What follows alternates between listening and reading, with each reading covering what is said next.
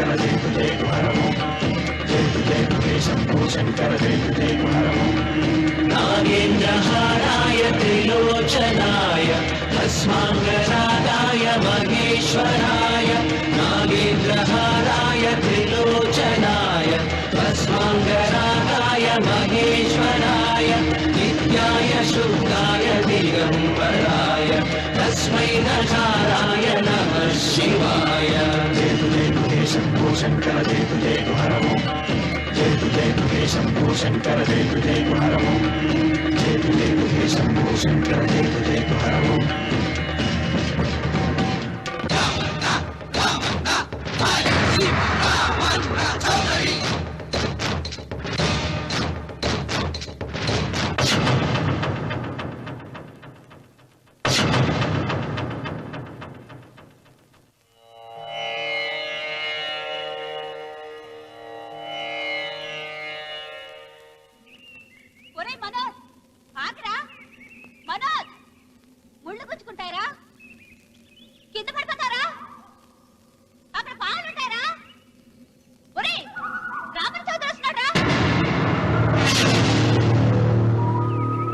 ముళ్ళకి భయపడలేదు, పాముకి భయపడలేదు. రామన్న చౌదరి పేరు వినగానే రాతిబొమ్మలా ఆగిపోయాడు. అవును, రామన్న చౌదరి చిన్నవాళ్లకి చిరుత పులి, పెద్దవాళ్లకు పెద్ద పులి. ఎవరితను? రాయలసీమ రామన్న చౌదరి తాతలు. వారి కాలంలోనే సీమను వదిలి ఈ ప్రాంతంలోనే స్థిరపడ్డారు. వేలాది ఎకరాలు సంపాదించి జమీందారులుగా ఖ్యాతి పొందారు. అందుకే రామన్న చౌదరిని అందరూ రాయలసీమ రామన్న చౌదరి అంటారు. గుమ్మం దాటవలసి వస్తే నల్ల చొక్కా వేసుకునే బయలుదేరుతాడు. వీధి గుమ్మాన్ని వదిలిపెట్టి పెరటి గుమ్మం వైపు నుంచే వెళతాడు. ఎందుకో? ఈమె సీతారత్నం. రామన్న చౌదరి అడుగులో అడుగు వేసి అతను మడుగులో దిగమంటే దిగే భార్య. తండ్రి కంటి చూపుతోనే సమస్తం అర్థం చేసుకునే పెద్ద కొడుకు మురళి. ఇతను ఇంజనీరింగ్ చదువుతున్న రెండో కొడుకు రఘు. తన భుజం మీదున్న జందెం కంటే ప్రేమగా, స్నేహితంగా చౌదరిని ప్రేమించే ఒకే ఒక వ్యక్తి ఈ వెంకట శాస్త్రి. ఇంతమంది తనను ప్రేమించిన రామన్న చౌదరి మాత్రం భూమిని ప్రేమిస్తాడు. తన కండతో, తన అండతో, తన మొండితనంతో కావాలనుకున్న దాన్ని ఆక్రమిస్తాడు. కాదన్న వాళ్లను కాల రాస్తాడు. ఈ భూమి మొత్తం నాది అని ఒక మ్యాప్ వేయించుకున్నాడు. ఈ కనిపించే మ్యాప్లో 90% అతను ఇప్పటికే ఆక్రమించుకున్నాడు.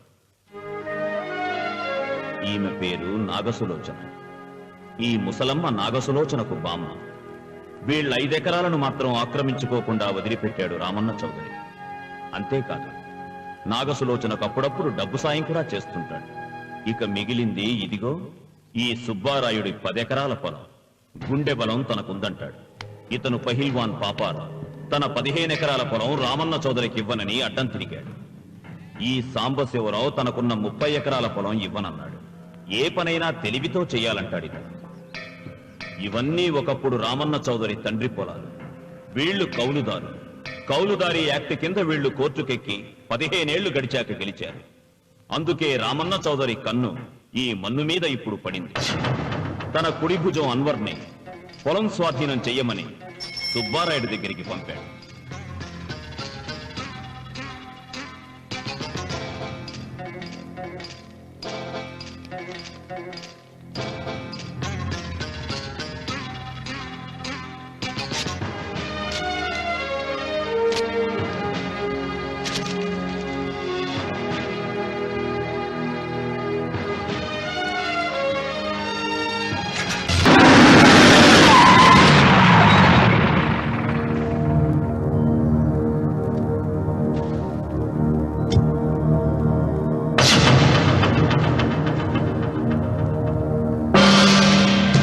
సుబ్బారాయుడు, రామన్న చౌదరి గారు వచ్చారు.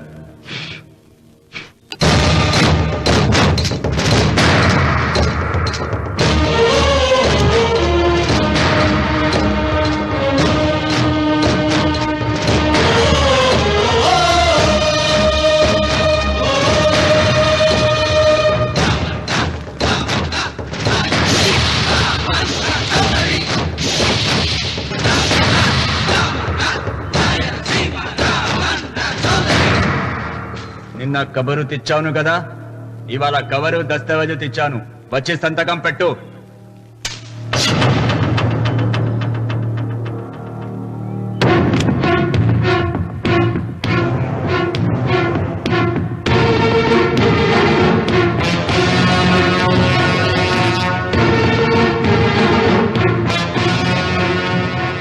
వెయ్యనా తిప్పను.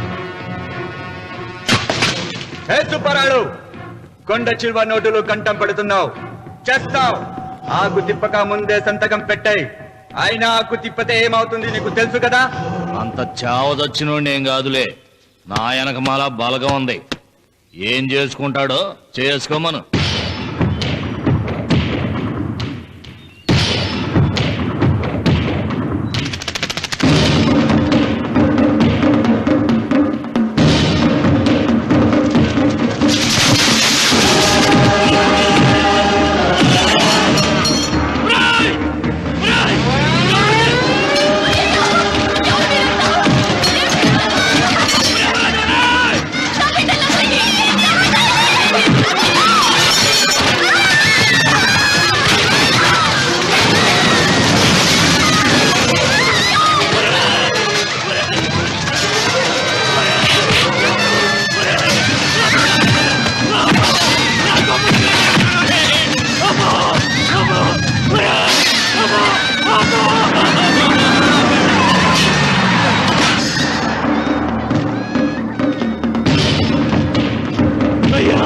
అయ్యా, నోటికడుగు నాశనం చేయొద్దయ్యా, వద్దయ్యా, నీకు దండం పెడతానయ్యా.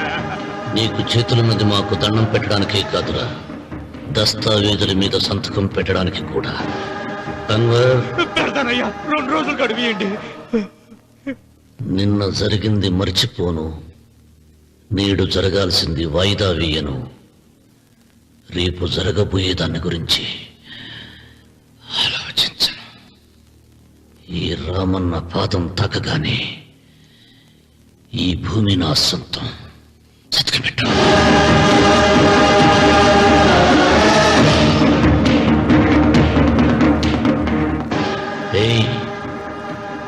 బలవంతుడు ఎదురు వచ్చినప్పుడు తల వంచిన వాడు బాగుపడతాడు, ఎదిరించిన వాడు వాగులో పడతాడు. రామన్న చౌదరి.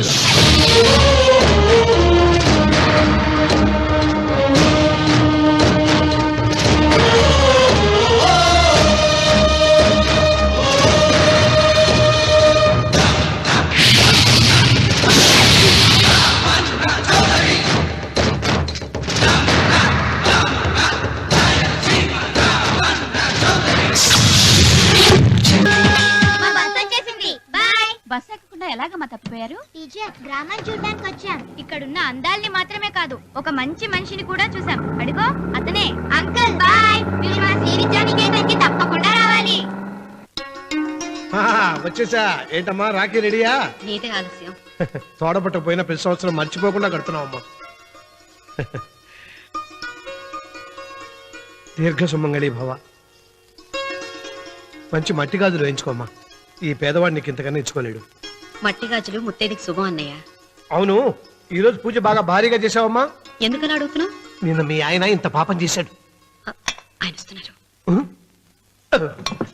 ఏరా వెంకన్న, ఇందాకటి నుంచి ఆకాశవాణి వార్తలు వినిపిస్తున్నాయి. నన్ను చూడగానే టక్కున కరెంటు పోయిందేమిటి? నువ్వు మమ్మల్ని మాట్లాడిస్తే కదా. తప్పుకోమ్మా.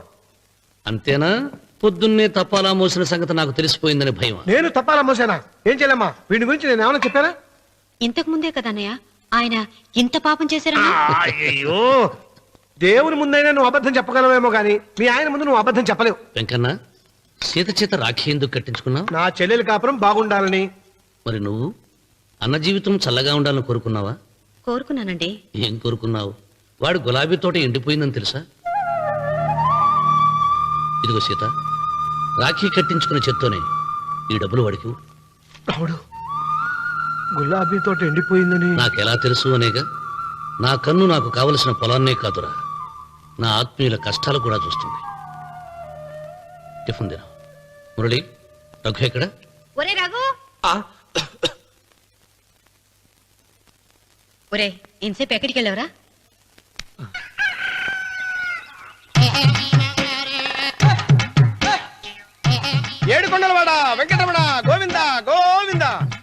జ్యోతిష్యుడు చెప్పినట్టు గుడికి వెళ్తున్నాను. ఆ పిల్లని చూపించే భారం నీదే తండ్రి. స్వామి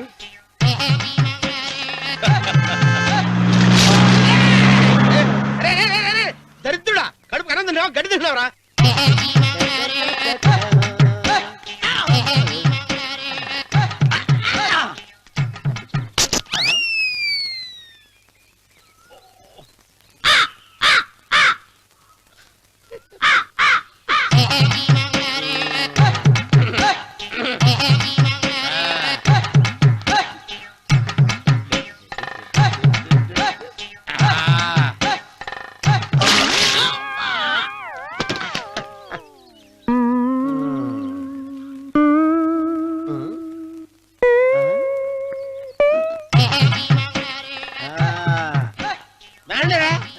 ఇప్పుడు చేసుకుంటారు, ఏమైనా చేసుకోండి. రండి, వస్తానండి. ఎంతమంది వచ్చినా బయలుదేరి సార్.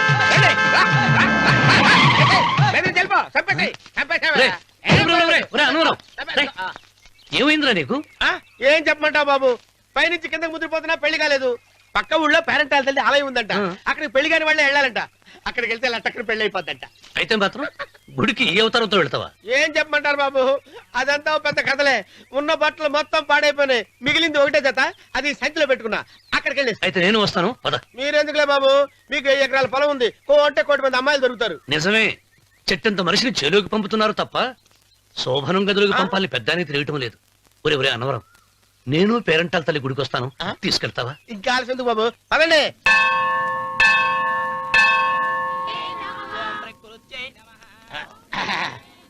ఒరే అన్నవరం, గుడిలోకి వెళ్లే ముందు కొలంలో కాళ్ళు కొడుకుని వెళ్ళడం ఆచారం రా. బాలేవాళ్ళ చంద్రబాబు గారు, మనం ఇక్కడికి వచ్చినందుకు కాళ్ళు చేతులు కడుక్కోవడానికే. మీరు కాళ్ళతో కడుక్కోనండి, నేను వెళ్ళిపోతాను బాబు.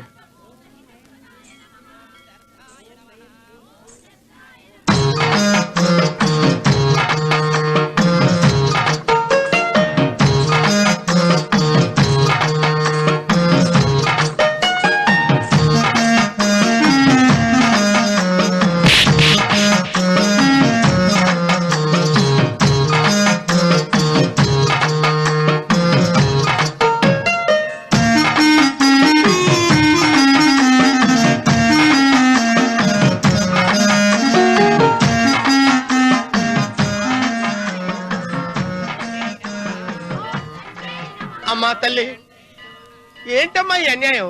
నాకు ఇంతవరకు పెళ్లి కాకపోవడం ఏంటమ్మా? నేనేమన్నా బేదోండా, బిక్కోండా, అడుగుతుంటున్నానా? నాకు రాయలసీమ రామన్న చౌదరి గారి పొలం పక్కన 100 ఎకరాల పొలం ఉంది కదమ్మా. నాకు సరైన జోడించుడు తల్లి. అమ్మా తల్లి, పోతురాజుపాలెంలో నాకు పెద్ద మేడ ఉంది, డిబ్బి సవర్ల బంగారం ఉంది. అయినా కూడా నా భాష బాగోదని ఎవరు నన్ను మనవాటానికి రావడం లేదమ్మా. మొట్టమొదటిసారి నీ గుడికి వచ్చా, నాకు పెనువిట్టి దొరికేటట్టు చెయ్యి. అలాగ చేస్తే నీ డిప్పీలో 30 రూపాయలు వేస్తా. చెప్పియా 30? ఈ భాష ఏంటి తల్లి?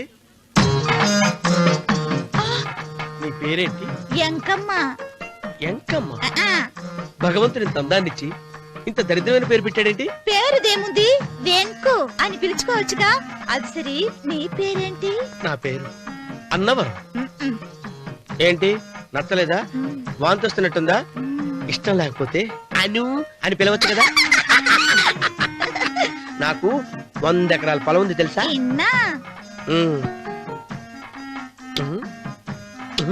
ఏంటి? నన్ను పెళ్లి చేసుకుంటావా? మంగళవారం నన్ను చూసుకోవడానికి పోతిరాజు పాలెంలో ఓ పెద్ద మేడ ఉంది కదా, అక్కడికి రా. మిగతా విషయాలు గుళ్ళో మాట్లాడుకుంటే ఏం బాగుంటది, అక్కడ మాట్లాడుకుందా. వస్తాను. డెబ్బి 30.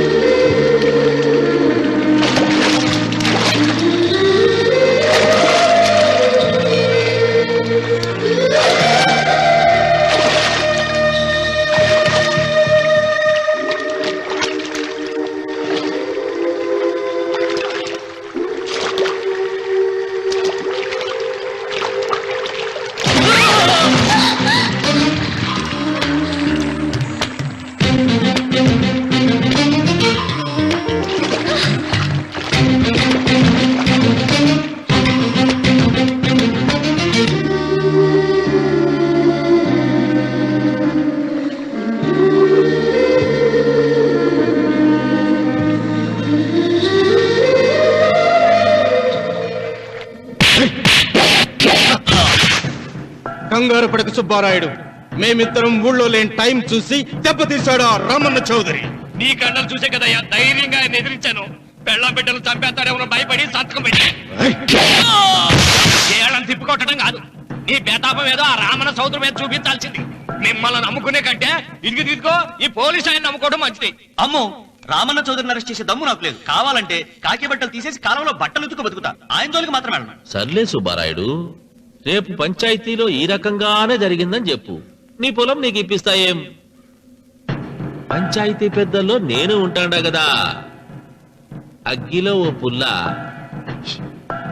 ఎక్కువేసా. మరి నా పెళ్ళాం పిల్లల సంగతో నువ్వే తొక్కులాడాకు సుబ్బారాయుడు, యాడ్నో చోట నేనే దాచిపెడతాలే. అది సరే, రామన్న చౌదరిని పోలీస్ స్టేషన్ కి పిలిస్తేనే పొండహ అంటాడు. పంచాయతీకి పిలిస్తే వచ్చి పీకలకు వస్తాడేమో. సీత పిల్లలేది? మురళి పొలానికి వెళ్ళాడు, రఘు కాలేజీకి వెళ్ళాడండి. ఆ రాస్కెల్ ఎక్కడ? ఆ, అదే వెంకన్న. ఇంకా రాలేదండి. కూర్చో. పర్వాలేదండి. కాసేపు నీతో మనసిప్పి మాట్లాడాలండి. కూర్చో సీత.